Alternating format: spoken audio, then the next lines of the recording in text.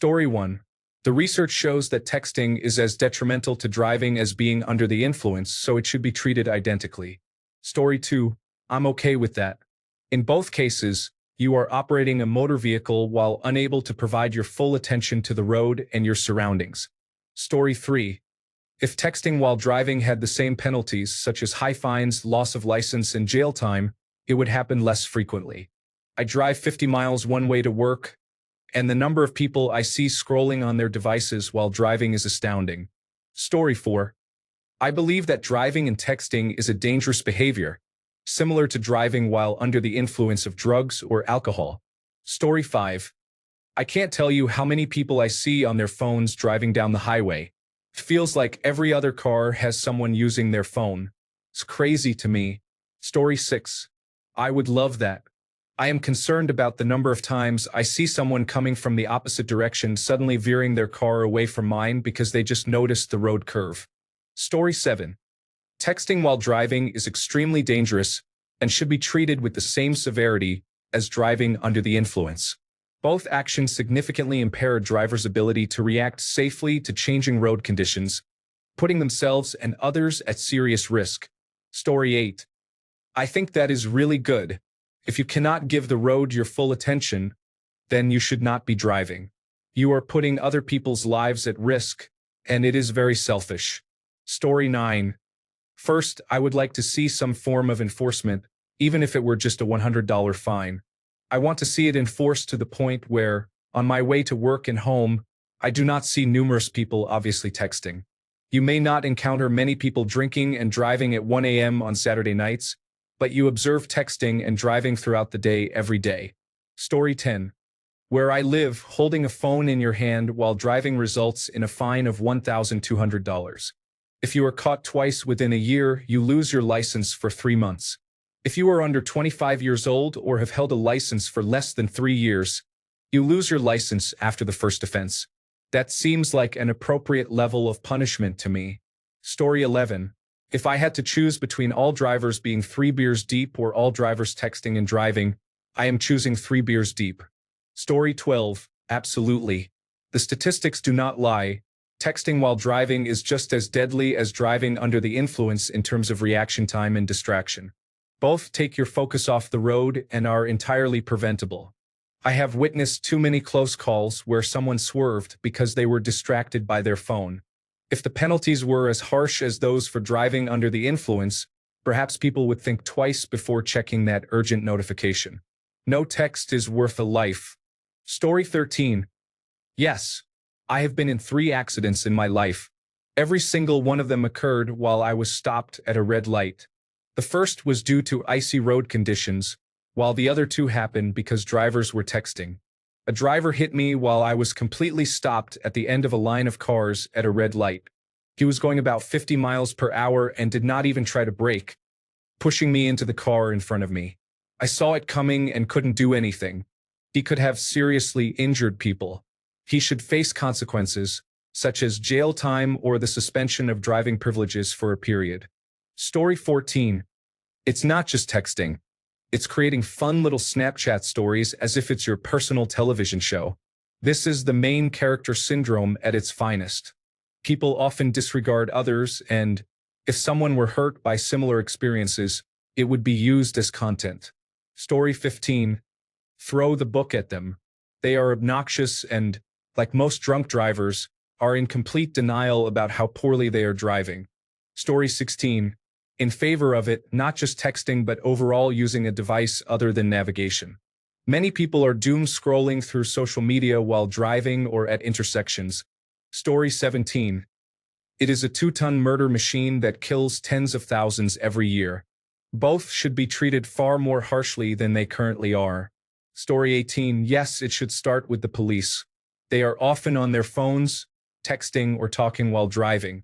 Pull their body cameras and hold them accountable. Story 19. How many times have you witnessed a near-miss accident and looked inside the car, only to see that the driver is on their phone? How often have you been behind someone driving significantly below the speed limit, and when you finally see them, they are on their phone? How many times have you seen pedestrians almost get run over because a driver was distracted by their phone? How many examples do you need to prove that talking or texting while driving is both distracting and dangerous? Story 20. If the vehicle is moving, then yes, it should absolutely be punished.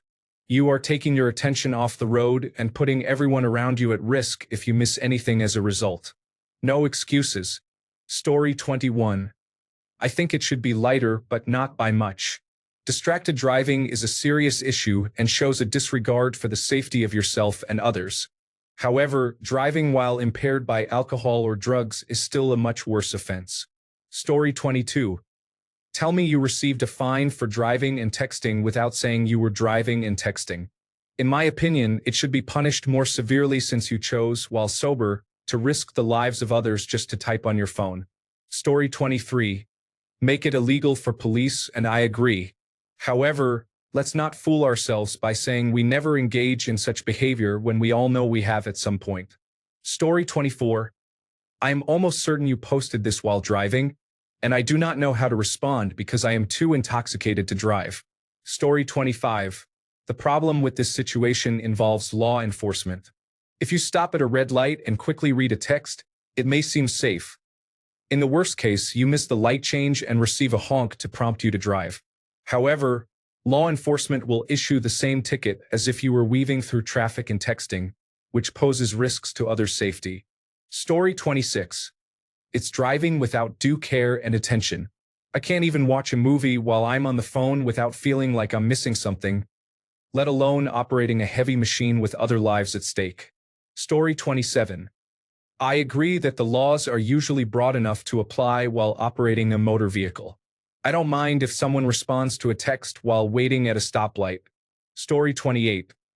Yes, I know many people and have witnessed numerous accidents caused by distracted drivers, particularly those who are texting. I believe it should be punished similarly to driving under the influence. When you are texting, you are operating a dangerous vehicle and are unable to see properly. Story 29.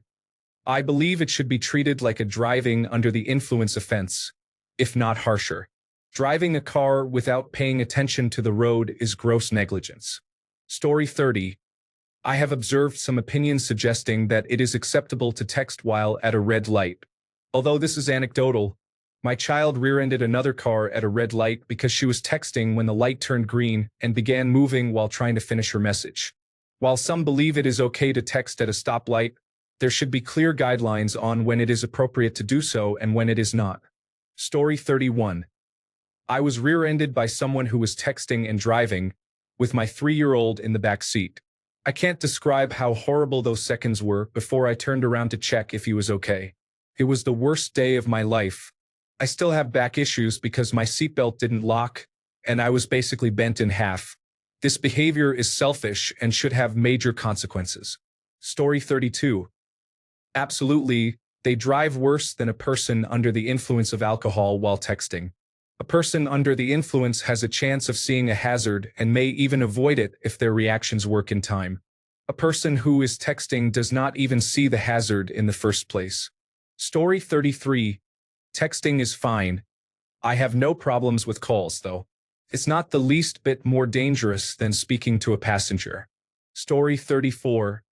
I want it punished harshly. I have been hit by 2 drivers who were staring at their phones. This comes from a place of general concern for safer roads and a desire to hold those responsible accountable. Story 35. I was hit by a driver texting when I was 13. Texting while driving should be treated the same as driving under the influence. Just pull over if you need to text someone. Story 36. I think every idea or law has nuances, and there is no magic bullet. That said, enforcement, given those nuances, becomes really difficult. Should texting at a red light be banned? If the car isn't moving, is that unsafe? What about texting in stop-and-go traffic on the freeway when you're not moving? What if you're in a Tesla with autopilot activated on an open highway with no traffic? What about voice texting while you're not even touching your phone? I find that to be just as distracting since it often gets it wrong. I don't know what a practical and fair solution is, but I'm also not convinced it should be treated the same as driving under the influence, given the different levels of inherent danger. Story 37. I am fine with it. I was rear-ended at a red light by a distracted rideshare driver using his phone a couple of years ago. Story 38. I have seen all of these and they should all be prosecuted. Driving while intoxicated. Driving while texting. Driving while eating. Driving with knees. Driving while air drumming or playing guitar. Driving while engaged in inappropriate activities. Driving while applying makeup. Story 39. It is interesting how the comments here are overwhelmingly against texting while driving, but out on the road, it feels like half the drivers are glued to their phones. Either many people are being hypocritical or there is a disconnect between what people say and what they actually do. This makes one wonder. That being said, I would support this move as long as there is enforcement. It is really about enforcement. Florida law is very lenient. It is a $30 ticket for the first offense, which is a non-moving violation. That must change. But again, who is enforcing it? One thing I would love to see is the state promoting reporting of infractions through dashboard cameras. Citizens should be encouraged to submit video evidence of clear traffic infractions for the police to issue proper citations. Story 40.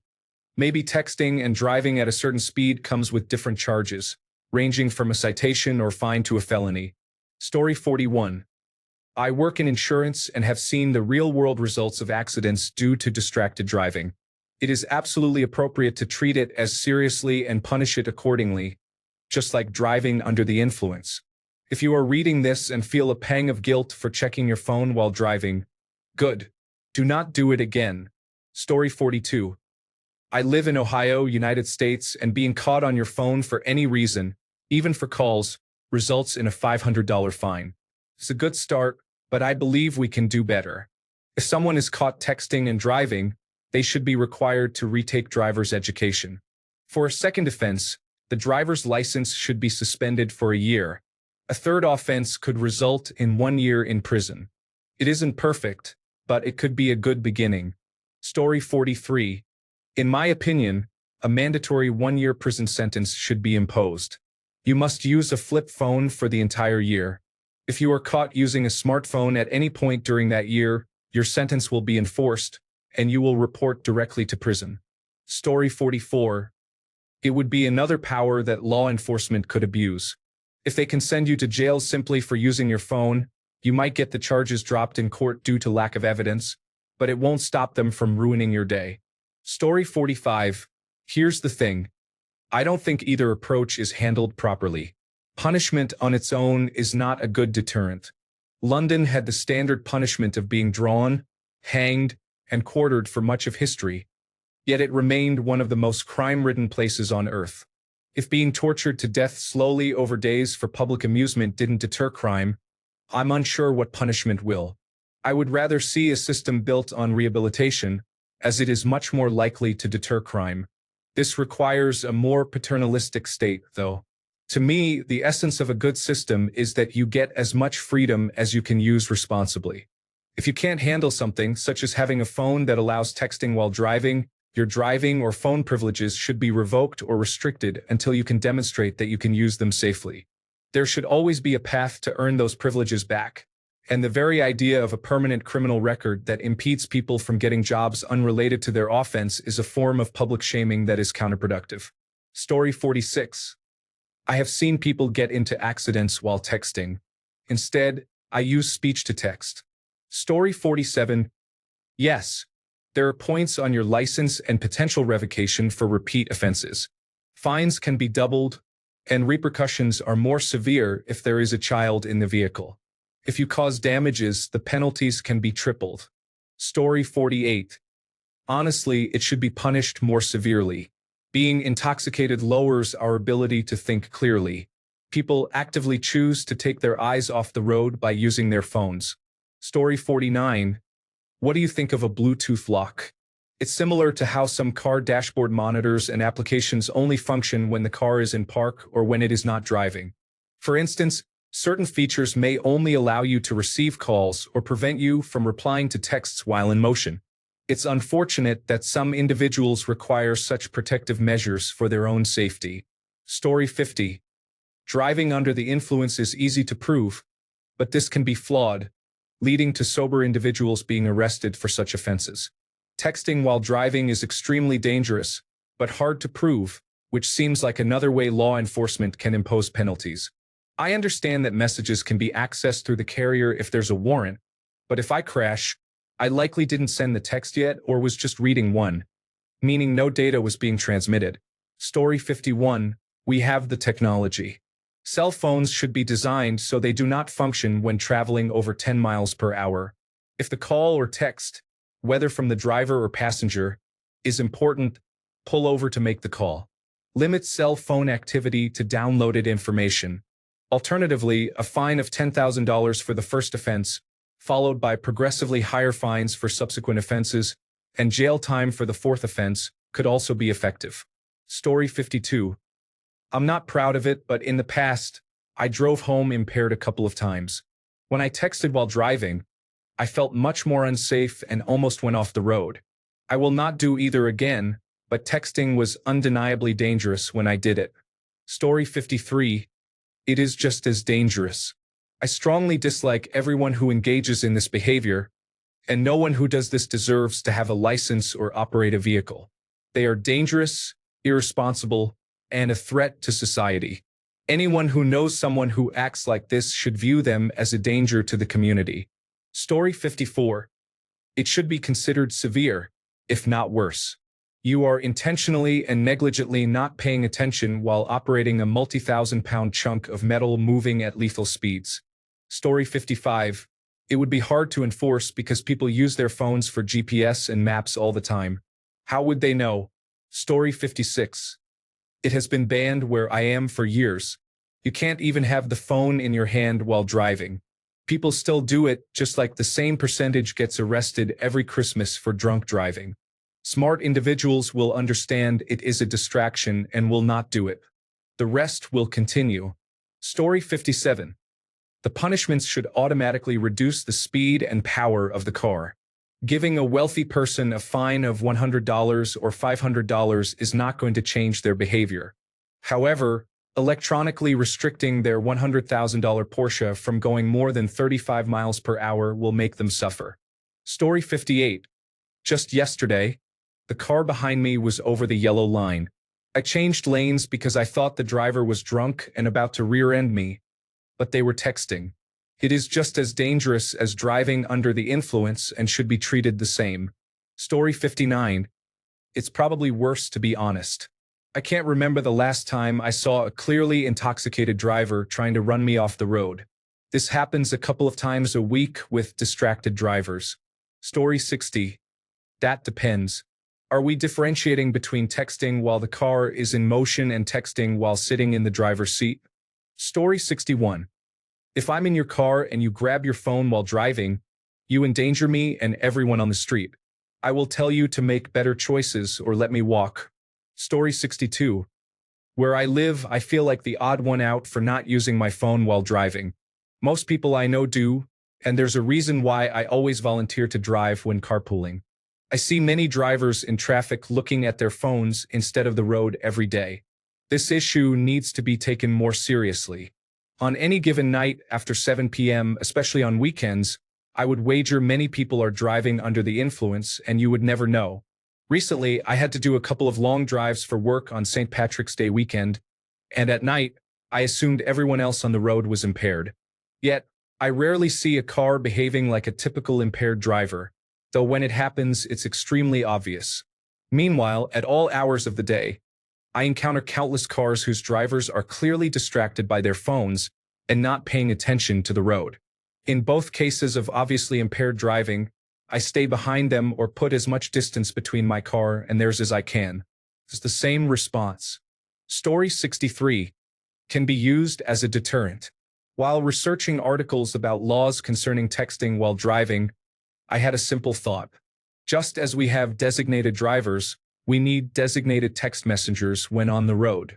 This is one of the few times a buddy system makes a lot of sense. Story 64. It is one of the most dangerous driving behaviors that nearly everyone could be engaging in at any time. The number of distracted drivers compared to drivers under the influence is significantly higher at any given moment. Story 65. Absolutely. It needs serious consequences before it leads to fatal ones. It is widespread, causing all kinds of accidents, and everyone does it but denies it. Story 66. I would argue that it is often much worse, as you take your eyes completely off the road, remove one hand from the wheel, and have significantly reduced concentration. Story 67. Driving under the influence is a crime because alcohol and drugs impair your judgment, making you an unfit driver. Similarly, not paying attention to the road to answer a text also makes you an unfit driver for the same reason. Your judgment is compromised when you focus on responding to a text rather than fully concentrating on the road. Story 68. Texting while driving should be treated with the same severity as driving under the influence. Both are reckless behaviors that put lives at risk. The only difference is that one involves a substance and the other involves distraction. Studies have shown that texting while driving can impair reaction times just as severely as alcohol, sometimes even worse. The punishment should match the danger. If driving under the influence can lead to fines, license suspension, or even jail time, then texting behind the wheel should carry similar consequences. Too many people treat it as a minor offense when it is literally killing people. No text is worth a life. That said, enforcement is challenging. How do you prove someone was texting versus just looking at their phone? If the penalties were harsher and more consistent, perhaps fewer people would take the risk. The goal should not just be punishment. It should be to change behavior before tragedy strikes. Story 69. The problem is proving in court that someone was actually texting while driving. You can demonstrate that a person is under the influence, but it's not as easy to prove that they were texting. Story 70. The only difference is that one can be done quickly at a stoplight, allowing for a return to safe driving before moving, while the other cannot. If you are driving down the highway and texting friends, even with hands-free options available on your phone, it should be treated the same. Story 71. 100,000,000% should be treated just like a driving under the influence offense. My brother was killed 2 years ago. He was a pedestrian and was hit by a woman who was under the influence and using her phone. She fled the scene. The state of Pennsylvania should be ashamed of the 3.5 years she received in prison for killing someone. Story 72. I think both should have levels of punishment. If you have consumed 2 beers and are driving perfectly fine with a blood alcohol concentration of 0.08, and you get pulled over because one taillight is out, and the officer exercises their authority and makes you take a breathalyzer test just for fun, that should result in a slap on the wrist. However, if your blood alcohol concentration is 0.20, you are swerving between lanes and get into an accident that warrants straight to jail and a lifetime ban on driving. There are also many cases that fall between these two hypothetical scenarios. At a red light, if you are not first in line and you send one text to say you will be late, that should result in a slap on the wrist. On a highway traveling at 60 miles per hour in a crowded but not stop-and-go traffic situation, if you are driving with one hand and texting with the other, that should result in straight to jail and possibly a 10-year driving ban. Again, there will also be levels of severity between these extremes. Story 73. Texting while driving should result in losing your license and your car for a minimum of 1 year for a first offense. If you are caught 3 times, the consequence should be permanent. We do not need people on the road who would endanger lives for their own selfishness. Story 74. It should be treated the same as driving under the influence. People need to stop pretending that they must respond to every text message the instant they receive it or text every random thought that crosses their minds. Most people initially decide not to text or use their phone while the vehicle is moving, but it quickly turns into, I can just send this quick text while I'm waiting for the light to change. Then the light changes, and they try to finish the text while avoiding the frustration of the drivers behind them. It happens often enough that they start to feel comfortable looking back and forth between the road and the screen. I am not old by any means, but I can easily remember a time when you could leave the house in the morning and live your life until dinner without access to a phone all day. People can put their phone down and leave it down while driving. Only irresponsible individuals are on their phone while driving. Story 75. I dislike when people text and drive on the road. If you argue that the police should have another reason to pull someone over, such as for using GPS or changing a song, that will likely be abused. We need to ban touch screen controls and dashboards. We should return to physical controls. Smart features often become detrimental. Story 76. Even drunk driving is not punished as it should be. Wealthy individuals drink and drive as well as text and drive. Therefore, it will never receive an appropriate punishment. Story 77. I am against it due to enforcement issues. If my phone receives a call and I put it in my hand to set it to speaker and then place it on my lap, I guarantee that the law would consider that the same as texting while driving. People texting for excessive amounts of time while driving? Yes, I agree. But what is acceptable? Can I grab my phone, tap the talk to type button, and then respond? Or would that be equivalent to driving under the influence? It is very tricky to enforce reasonably. Story 78. As many crashes as I have seen from people texting while driving, I consider it to be as dangerous as drunk driving. Story 79. There are numerous laws that make texting and driving illegal. Many of these laws existed before specialized regulations against distracted driving were implemented. The reality that law enforcement does not cite individuals for poor driving and instead relies on flawed public policy that criminalizes behaviors that can be performed safely, simply due to their existence, is unacceptable. I empathize with those who have lost loved ones due to reckless drivers. It is not solely the presence of a phone that causes these tragedies. Story 80.